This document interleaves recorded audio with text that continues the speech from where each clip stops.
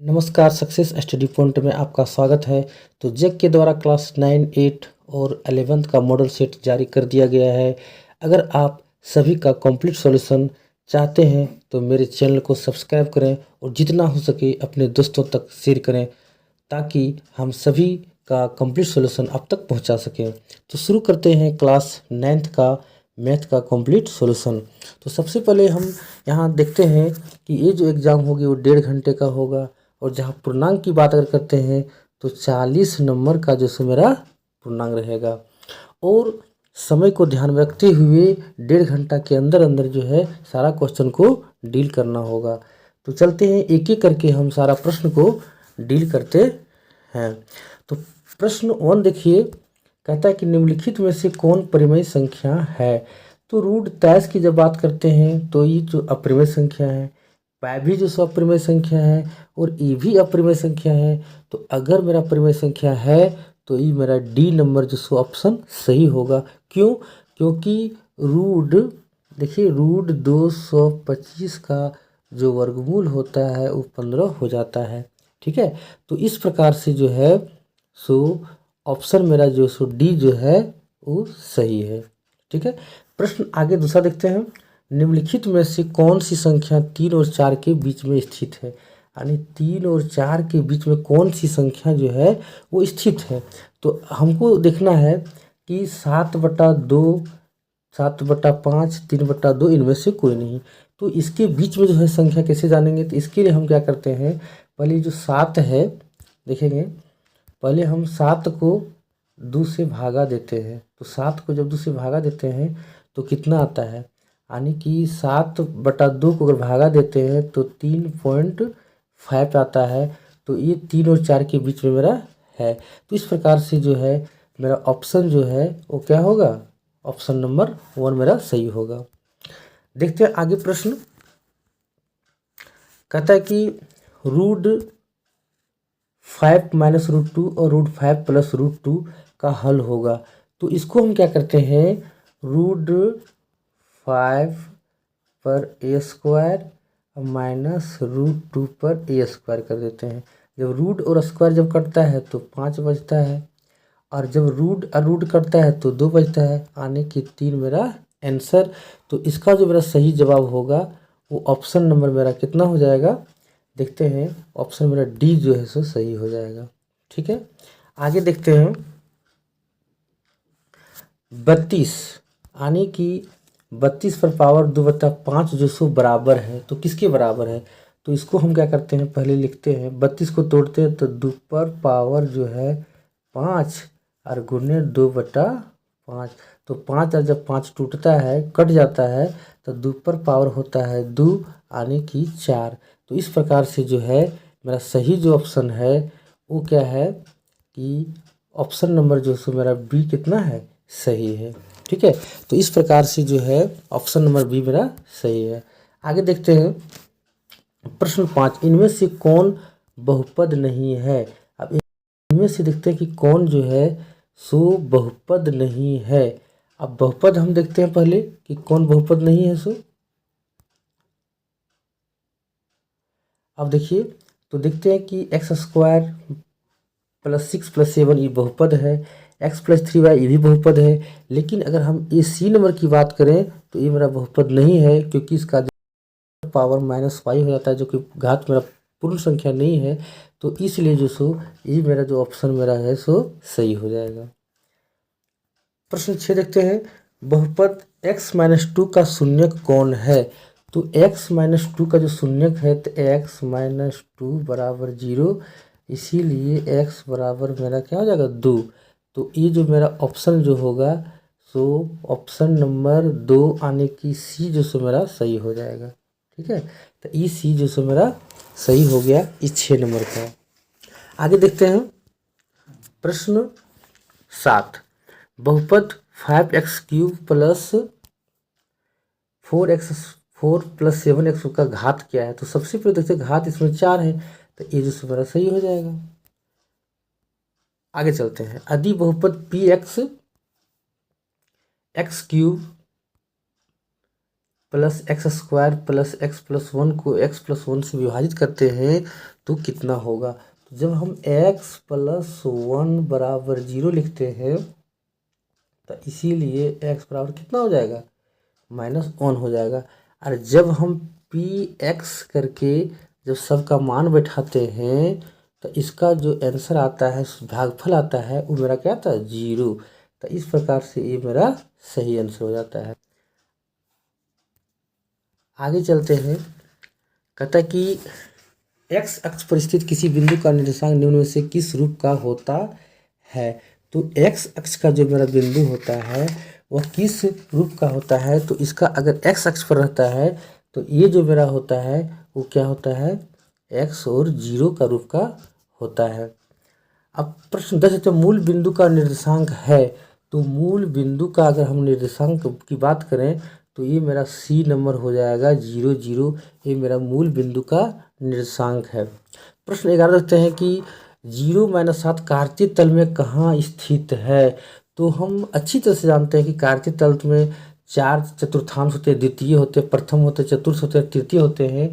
तो यहाँ जब कार्तीय तल की बात अगर किया जाए तो ये मेरा जो है ऑप्शन मेरा क्या हो जाएगा, ए नंबर मेरा सही होगा। द्वितीय चतुर्थांश में है कि 0-7 है इसलिए।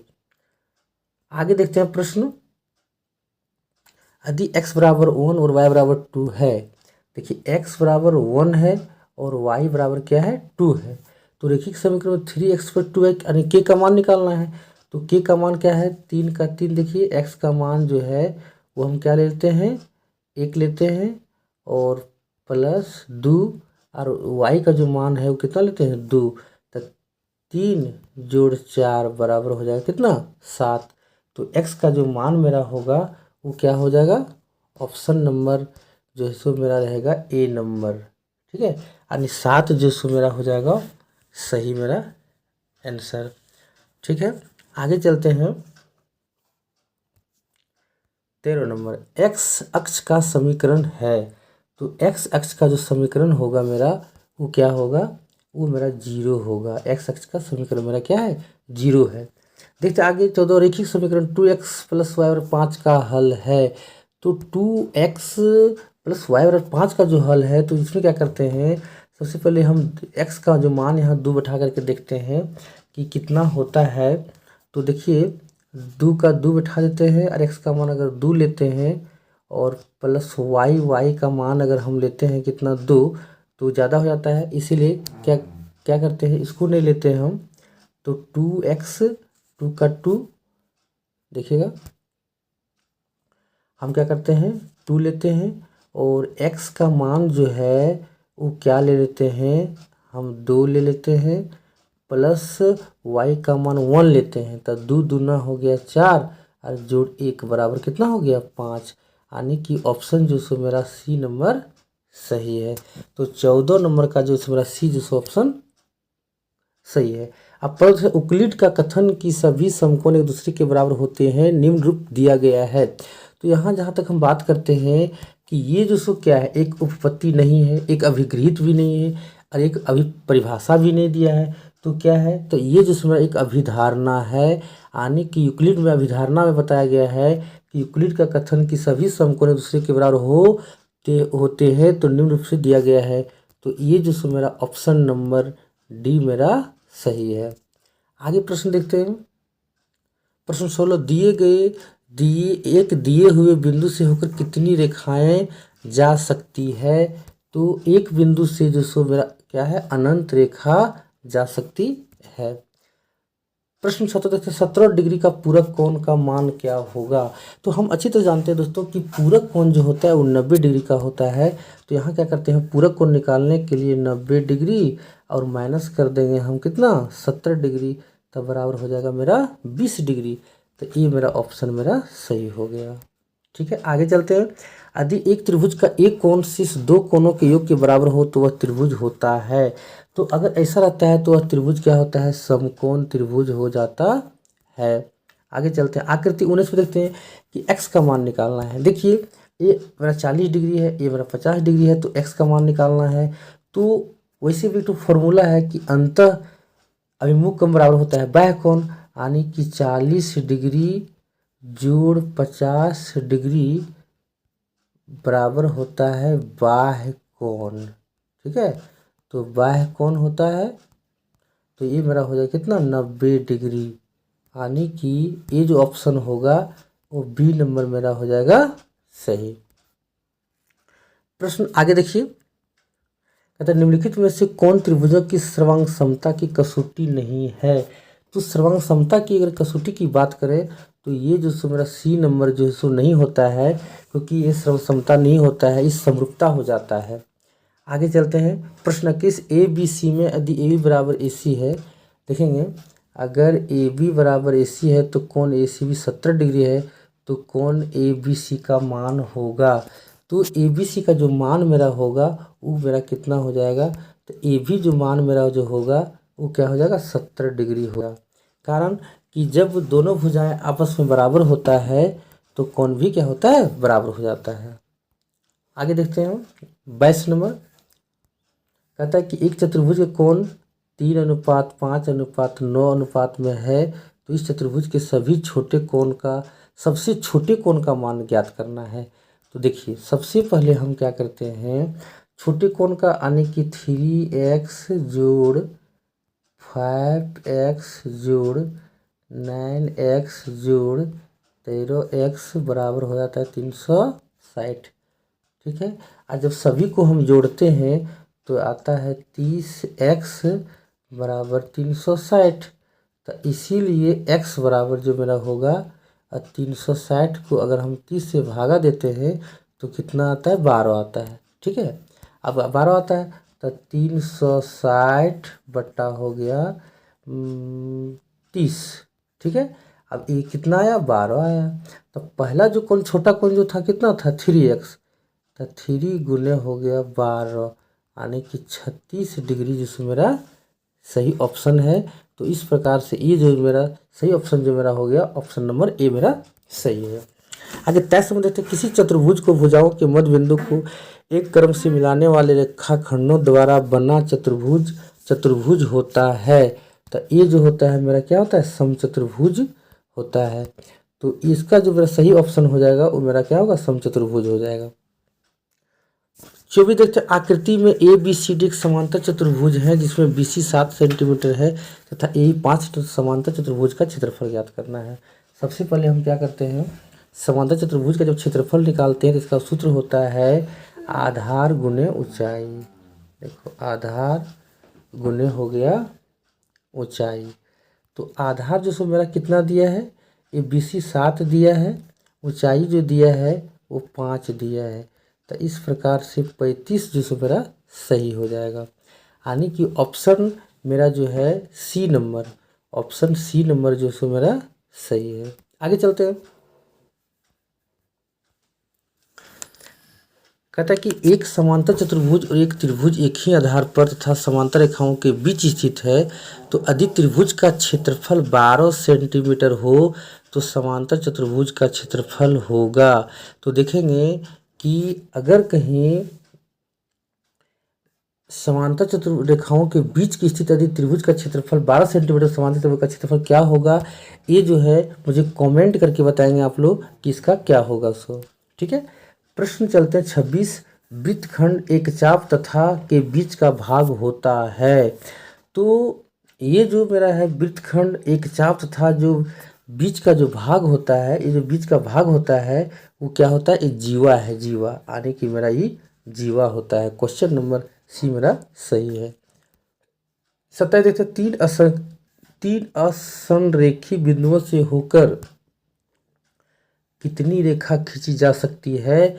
तो तो कहता है 3 असंरेखी बिंदुओं से होकर कितने वृत्त खींचे जा सकते हैं। तो देखिए 3 अगर बात करते हैं, एक बिंदु, 2 बिंदु, 3 बिंदु, तो इससे हम जो खींचेंगे तो एक और केवल एक ही जो सो हम वृत्त खींच सकते हैं। 3 असंरेखी बिंदुओं से होकर कितने वृत्त खींच सकते हैं, तो क्या करते हैं, एक वृत्त हम खींच सकते हैं। तो ऑप्शन नंबर मेरा ये क्या हुआ, ये मेरा सही हुआ। आगे चलते हैं, आकृति में कोण ए सी बी का मान होगा। तो कोण ए सी बी का जो मान मेरा होगा वो क्या है, 25 डिग्री होगा। यानी कि अर्धवृत्त जो वृत्त की परिधि होता है उसका जो कोण होता है केंद्र पर से क्या होता है, दुगुना होता है। तो अगर कहीं ये 50 डिग्री का है तो ये मेरा कितना होगा, 25 डिग्री का हो जाएगा। आगे चलते हैं। एक त्रिभुज, प्रश्न 29 देखते हैं। एक त्रिभुज ए बी सी में ए बी 4 सेंटीमीटर है तथा कोण ए 60 डिग्री है, तो त्रिभुज के इतना संभव नहीं है यदि बी सी तथा ए सी का अंतर है। तो ये जो ऑप्शन मेरा होगा वो मेरा क्या हो जाएगा, ऑप्शन नंबर डी मेरा सही हो जाएगा। ठीक है, आगे चलते हैं। प्रश्न 30 कहता कि उस त्रिभुज का क्षेत्रफल क्या होगा जिसकी भुजाएं 3, 4 तथा 5 सेंटीमीटर है। तो इसको क्या करेंगे हम, हीरोन का सूत्र डाल करके अगर निकालते हैं तो मेरा ऑप्शन हो जाता है 6, यानी 6 सेंटीमीटर जो सो मेरा सही है। प्रश्न 31 देखते हैं। उस समबाहु त्रिभुज का क्षेत्रफल क्या होगा जिसका प्रत्येक भुजा 6 सेंटीमीटर है। तो समबाहु त्रिभुज का क्षेत्रफल सूत्र होता है √3/4 ए स्क्वायर। ठीक है, तो √3/4। अब भुजा का मान कितना है, 6 × 6 यानी कि हो गया 36। तो 9 चौके इसको हम दोनों काट देते हैं तो हो जाएगा 9√3, यानी कि ये जो मेरा ऑप्शन होगा वो क्या होगा, ए नंबर मेरा सही है। ठीक है, अब ए नंबर जो सो हम देखते हैं तो ए नंबर जो सो मेरा क्या है वो मेरा सही है, 9√3। प्रश्न 32 आर त्रिज्या वाले गोले का आयतन होगा। तो आर त्रिज्या वाला जो है उसका जो गोले का हम जो आयतन निकालते हैं तो उसका गोले का आयतन जो हो जाएगा वो मेरा हो जाएगा ऑप्शन नंबर डी, यानी 4/3 πr³। प्रश्न 33 आर त्रिज्या तथा एच ऊंचाई वाले बेलन का कुल पृष्ठीय क्षेत्रफल निम्न में से क्या होगा। तो ये जो मेरा हो जाएगा ऑप्शन नंबर मेरा सी हो जाएगा। अगर हम इसको कॉमा लेते हैं तो फिर 2πr h + r हो जाएगा। ये मेरा ऑप्शन नंबर सी सही है। एक घनाभ का आयतन 512 सेंटीमीटर क्यूब है, तो घन का कुल पृष्ठीय क्षेत्रफल होगा। तो घन का जो कुल पृष्ठीय क्षेत्रफल की अगर बात करते हैं तो घन का जो सो कुल पृष्ठीय क्षेत्रफल मेरा कितना होगा, तो इसको अगर हम हल करते हैं सूत्र पर डालते हैं तो 384 सेंटीमीटर स्क्वायर जो सो मेरा आंसर हो जाएगा। प्रश्न 35 एक शंकु की त्रिज्या ऊंचाई 10 सेंटीमीटर तथा आधार की त्रिज्या 7 सेंटीमीटर, शंकु का वक्र पृष्ठ क्षेत्रफल क्या होगा। अगर हम यहाँ πr/l पर अगर कहीं डाल देते हैं तो इसका जो सही जो आंसर मेरा होगा वो क्या होगा, 220 सेंटीमीटर स्क्वायर हो जाएगा। अब कहता है 36 में प्रथम 5 प्राकृतिक संख्याओं का माध्य होगा। तो प्रथम 5 प्राकृतिक संख्याओं का जो माध्य हम निकालते हैं वो जो सो मेरा ऑप्शन वो होगा, तो ये मेरा 3 हो जाएगा। कारण कि अगर हम माध्य निकालते हैं प्रथम 5 प्राकृतिक संख्या का तो क्या करते हैं, 1 + 2 + 3 + 4 + 5 अब बटा कर देते हैं कितना, 5। तो 5 × 4 = 9, 3 = 12, 12 और 14 = 15 होता है। तो 15 को 5 से भागा देंगे तो कितना आता है, 3 आता है। ठीक है, अब देखते हैं प्रश्न 37 5, 2 इतना में कहते हैं 5 की बारंबारता कितना होगा। तो 5 की बारंबारता कितना है, 1, यानी गिन के देखते हैं तो 5 जो है यहाँ कितना बार आता है, तो 5 यहाँ 7 बार आया है। तो इसका जो बारंबारता होगा 6 बार आया है। तो देखते हैं हम 1, 2, 3, 4, 5, 6। तो यहाँ ऑप्शन मेरा बी जो होगा मेरा क्या हो जाएगा, सही हो जाएगा। आगे चलते हैं प्रश्न 38 वर्ग अंतराल 10 और 20 का वर्ग चिन्ह होगा। तो वर्ग चिन्ह निकालने के लिए जो सूत्र होता है वो है ऊपरी सीमा निम्न सीमा प्लस ऊपरी सीमा। अब +2 कर देंगे तो 30 बटा हम देंगे 2, यानी कि कितना हो जाएगा, 15। तो ऑप्शन नंबर मेरा सही हो जाएगा सी नंबर। ठीक है, तो सी नंबर मेरा क्या है, सही है। आगे चलते हैं 39 एक पासे को 1000 बार फेंकने पर प्राप्त परिणाम 3 की बारंबारता 150 है, तो इसकी प्रायिकता क्या होगी। इसको प्रायिकता निकालने के लिए क्या करते हैं, सबसे पहले 150 + 1000 कर देते हैं। तो 1 0 कट गया, 3 × 5 = 15 और 20 × 5 = 100, यानी कि 3 बटा हो गया 20। तो ये जो मेरा ऑप्शन होगा वो 3/20 मेरा सी नंबर सही जवाब हो जाएगा। अब लास्ट क्वेश्चन देखते हैं, असंभव घटना की प्रायिकता होती है। तो असंभव घटना की जो प्रायिकता होती है वो मेरा डी नंबर मेरा सही ऑप्शन हो जाएगा। तो इस प्रकार से अगर आप हर एक का कंप्लीट सॉल्यूशन चाहते हैं तो एक बार हम फिर बोल देते हैं, मेरा चैनल को सब्सक्राइब कर लें और जितना भी हो सके अपने दोस्तों तक शेयर करें। तो फिर हम मिलते हैं अगले वीडियो में, तब तक के लिए धन्यवाद। जय हिंद।